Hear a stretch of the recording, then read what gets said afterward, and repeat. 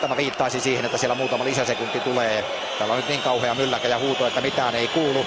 Joka tapauksessa kellossa on siis 6 sekuntia ja siellä saattaa olla muutama sekunti vielä enemmänkin. Tärkeintä on nyt seurata, miten peli jatkuu. Sinne tulee Jason Spezza aloitukseen, Kanadan avausmaalin tekijä, ja sitten Heatley on siinä. Siinä on Shane Doan pointilla laukomassa, Weberham huispuolustuksessa, Aleksei Tereschenko. Ja nyt siellä vietiin kello nollaan, eli siellä puututtiin tosiaan tähän kelloon. Se tulee nyt lisäsekunteja, sen vuoksi tämä kestää nyt hetken aikaa, että sinne laitetaan oikeat sekunnit varmasti paikoilleen.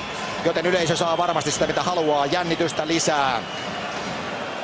7 sekuntia on se tarkka aika. 7 sekuntia Kanadalla aikaa tasoitukseen ja Jason Spezzan on pakko voittaa aloitus. Maali tyhjillään tällä kuusikenttävällä ajalla. Aleksei Tereschenko ja kiekko jäähän, mutta eipä sitä pudoteta vielä, koska siellä koukitaan ja kyykitään sen verran rajusti. Uudestaan mennään. Sekunti siinä ennättää kulua ja taas joudutaan palauttamaan se sekunti todennäköisesti sinne. Meneepä todella dramaattiseksi tämä loppu vielä. Yleisö viheltää villisti täällä.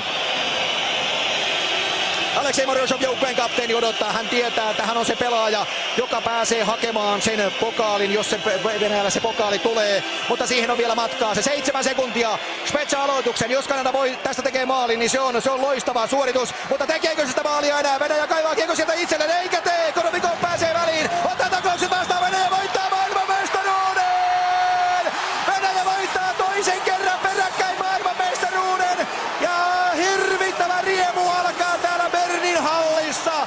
Venäjä voittaa historiansa 25.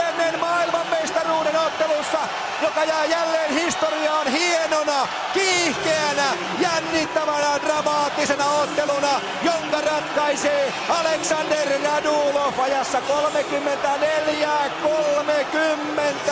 Tuhannet venäläiskannattajat saavat sitä, mitä ovat tulleet Berniin hakemaan, ja ennen kaikkea pelaajat saavat sitä, mitä ovat tulleet tänne hakemaan. Ilja Kovalchuk raataa puoli tuntia ratkaisevassa ottelussa, ei tee maaleja, ei syötä, mutta tekee hirvittävän määrän töitä.